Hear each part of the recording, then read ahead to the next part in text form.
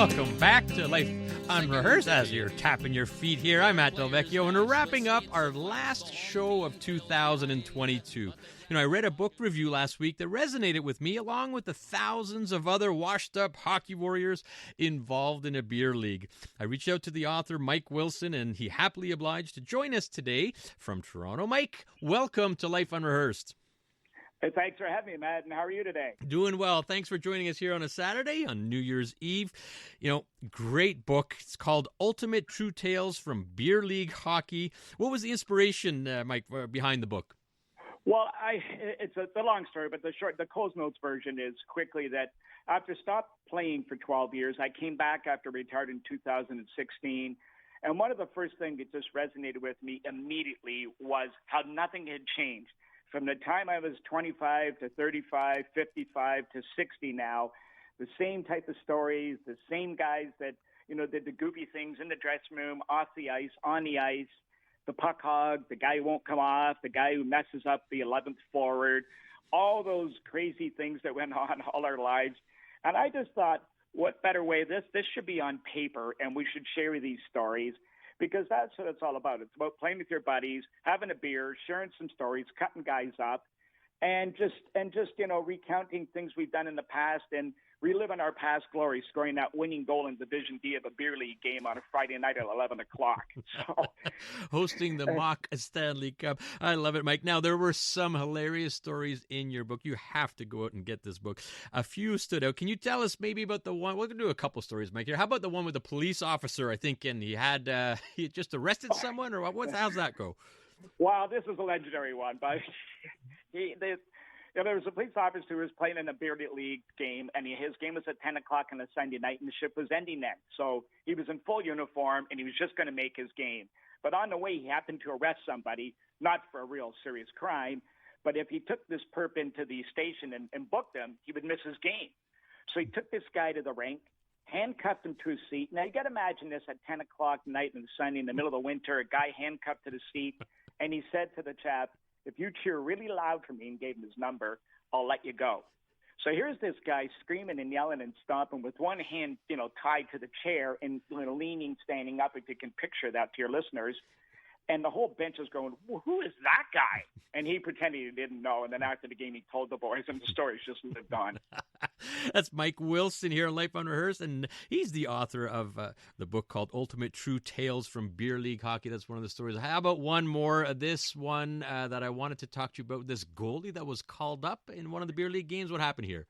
Well, here's a guy who was, the worst thing any beer leaguer will tell you, all your listeners know, that the worst thing about hockey is maybe a beer league, a beer cooler, maybe tolerated occasionally, but never no goalie. So he, after experiencing this a number of times, decided to teach himself how to play goals for the team. He became the sacrificial lamb. So he got pretty good at it. So one time he was at an arena, and there was a tournament going on, and they were much younger than him, and they were short a goalie. So they were the game was already in play. So he went, got dressed, jumped in the net, and played for them. He didn't think they were very good because he was a pretty good judge of talent. But one player stood out and was actually quite good and scored the 3 goals the team scored. So after the game, he went in the room to change, and this player happened to plop down beside him. So off came the helmet, but all of a sudden the flop of hair dropped below the shoulders, and it was a girl. So now he's thinking, oh, great game, and thought nothing of it, but she didn't leave. And he thought, well, what do I do? Do I get changed? Do I wait? Is she going to another room? What's going to happen?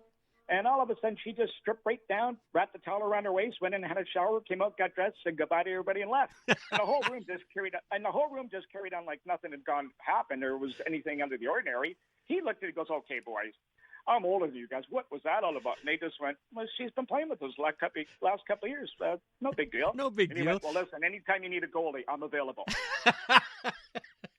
I'm sure. Hands up. I'm good to be in goal. That is too funny. Well, you know what? There's a bunch of those stories from Mike Wilson, the author of Ultimate True Tales from Beer League Hockey. Now, Mike, there is a really feel-good story, and I'm going to tie all this in. I don't know if you caught our first guests or listeners in the first half of the show. We had Rose Bloom, who was talking about, I can't imagine, but her son had sudden cardiac arrest on the ice, 15 years old, and was saved by some people who did CPR and the use of an AED, a defibrillator. And you have a connection with an organization called Rescue 7. Can you quickly tell us about that? Well, Rescue 7 is an operation run by a former fireman by the name of John Coley, and they install defibrillators anywhere in any venue throughout Canada and North America, for that matter. Mostly hockey rinks, community centers, anywhere you can imagine. Anywhere you could go to the Bell Center to watch the Canes play in the next couple of nights, you'll see them all around the rink. So what we did was we hooked up with John, and we decided, I don't feel right about writing a book and taking money from other people's stories. So what we're doing is my wife, Deborah, and I have got together, and we're working with John, and we're going to use all the proceeds from this book. Every dime is going to go towards defibrillators, installing them in rinks and community centers across Canada and also the U.S. To those who can't afford them or don't have them. And that's what we're planning on doing. So we're reaching out to everybody to help us. For the cost of $20, or as I tell everybody, 2 beers or 1 beer at Scotiabank Arena, you can possibly help save a life one day, including your own. Yeah, those beers at the Bell Center also are in that price range. Mike, incredible what you're doing. So all the proceeds going to Rescue 7 eventually for the purchase of defibrillators and putting them in arenas and community centers. I think right across the country is where they're trying to. Right across the country, and the U.S. is open to it too. Anybody who reaches out to us and will contribute a little bit by buying a few books, they're eligible, and Deborah's handling all the finances from that end along with John. Amazing. All right, Mike, how can people buy the book? It's really simple. We will get them back to you as quickly as possible. If you go to, and I know this is going to really sting for some of your Habs fans, but just ignore all this. But it's Ultimate Leafs Fan at gmail. At ultimateleafsfan.com/books. Okay, ultimateleafsfan.com/books.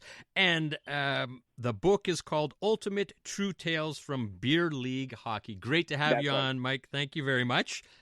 Thanks so much, Matt. And Mike, if you'll allow me, I was in your neck of the woods in Toronto yesterday. In fact, I was attending the funeral of my dear uncle, Kenny Sinclair, who sadly passed away from cancer at the far too young age of 67 years old.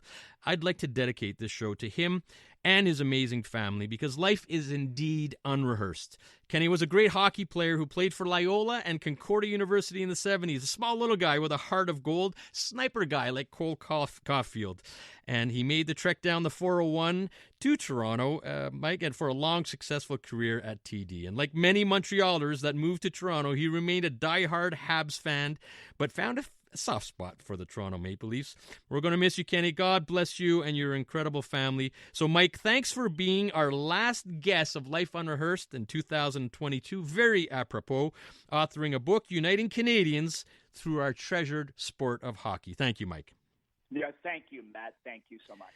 All right. Well, we want to thank everyone for tuning in to Life Unrehearsed as we wrap up our last show of 2022. Wishing you the very best in 2023.